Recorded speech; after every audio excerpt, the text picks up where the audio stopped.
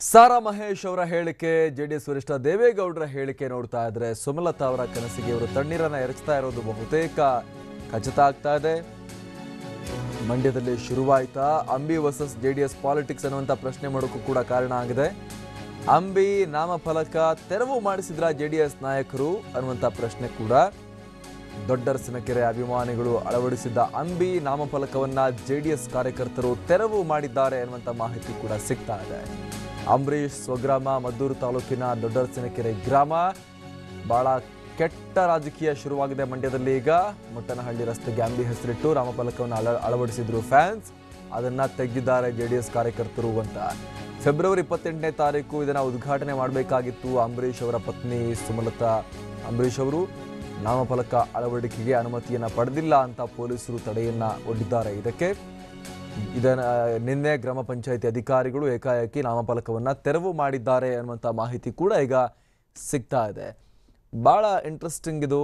ರಾಜಕಾರಣದಲ್ಲಿ ಏನು ಬೇಕಾದರೂ ಆಗುವುದು ಅನ್ನೋದಕ್ಕೆ. ಯಾಕಂದ್ರೆ ಅಂಬರೀಶ್ ಅವರು ತಮ್ಮ ಕಡೆ ದಿನಗಳಲ್ಲಿ ಜಾಸ್ತಿ ಜೆಡಿಎಸ್ ಕಡೆಗೆ ವಾಲಿದ್ರು, ಜೆಡಿಎಸ್ ನಾಯಕರೊಂದಿಗೆ ಜಾಸ್ತಿ ಒಡನಾಟವನ್ನು ಹೊಂದಿದ್ರು.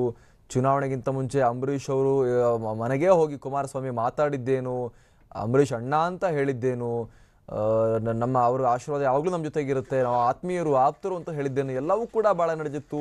ಒಂದು ರೀತಿ ಪರೋಕ್ಷವಾಗಿ ಜೆಡಿಎಸ್ಗೆ ಸಪೋರ್ಟೇ ಮಾಡ್ದಂಗಿತ್ತು ಅಂಬರೀಶ್ ಅವರು. ಆ ಮಟ್ಟಿಗಿನ ಒಂದು ಒಡನಾಟ ಕಂಡು ಬಂದಿತ್ತು. ಆದರೆ ಅಂಬರೀಶ್ ಅವರು ಇಲ್ಲವಾಗಿ ಕೆಲವೇ ದಿನಗಳಲ್ಲಿ ಈಗ ಎಲ್ಲ ಉಲ್ಟಾ ಪಲ್ಟಾ ಆಗಿ ಹೋಗಿದೆ. ಅಂಬರೀಶ್ ಅವರ ಪತ್ನಿ ಸುಮಲತಾ ಅಂಬರೀಶ್ ಅವರು ತಾನು ಸ್ಪರ್ಧೆಗೆ ಮುಂದಾಗ್ತಿದ್ದೀನಿ ಅಂತ ಹೇಳಿದ್ದು ಇದೀಗ ಜೆಡಿಎಸ್ ಕಂಪ್ಲೀಟ್ ಆಗಿ ಅಲ್ಲಿ ಉಲ್ಟಾ ಹೊಡೆದಿದೆ ಮಂಡ್ಯದಲ್ಲಿ.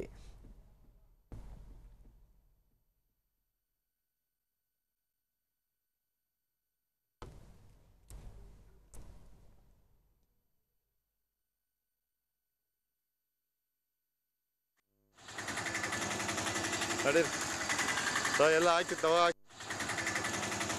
ನಡೀರಿ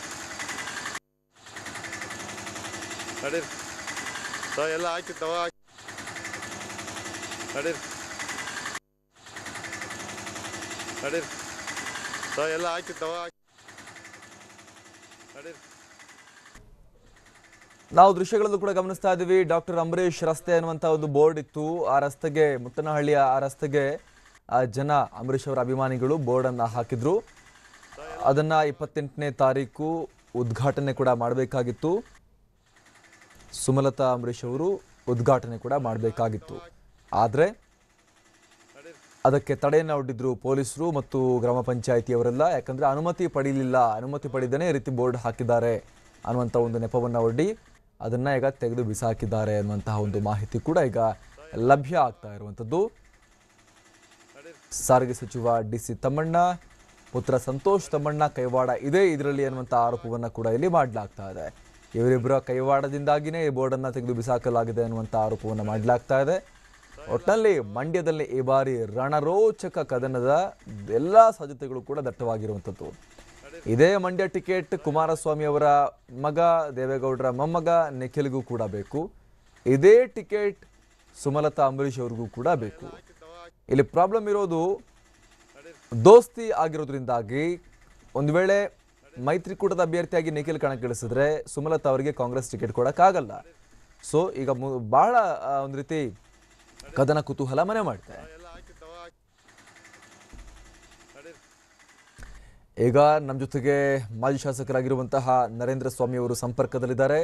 ನರೇಂದ್ರ ಸ್ವಾಮಿ ಅವರೇ, ಈಗ ಇಲ್ಲಿ ಮಂಡ್ಯದಲ್ಲಿ ಬಹಳ ಏನೋ ರಾಜಕಾರಣ ಸ್ಟ್ರೀಟ್ ಲೆವೆಲ್ಗೂ ಕೂಡ ಇಳಿದು ಬಿಟ್ಟಿದೆ. ಈಗ ಇಲ್ಲಿ ನಿಖಿಲ್ ಕುಮಾರಸ್ವಾಮಿ ಆಕಾಂಕ್ಷಿ ಅನ್ನುವಂಥದ್ದು ಗೊತ್ತಿತ್ತು. ಬಹಳ ದಿನಗಳಿಂದಲೂ ಕೂಡ ಅವರು ಪ್ರಯತ್ನವನ್ನು ಪಡ್ತಾ ಇದ್ರು.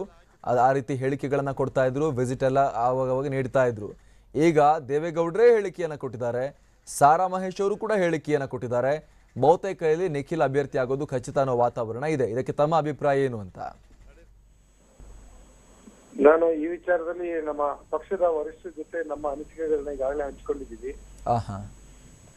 ಅದರ ಜೊತೆಯಲ್ಲಿ ಪಕ್ಷ ಏನ್ ತೀರ್ಮಾನ ತಗೋತೋ ಅದಕ್ಕೆ ನಾವೆಲ್ಲರೂ ಬದ್ಧರಾಗಿದ್ದೀವಿ. ಏನ್ ತಮ್ಮ ಅಭಿಪ್ರಾಯ ಏನು ಅಂತ ತಮ್ದು ಈಗ ನರೇಂದ್ರ ಸ್ವಾಮಿ ಅವರೇ? ಅದ್ರ ಬಗ್ಗೆ ನಮ್ಗೆ ಇನ್ನೂ ಏನು ತಿಳುವಳಿಕೆ ಕೊಟ್ಟಿಲ್ಲ ಪಕ್ಷ.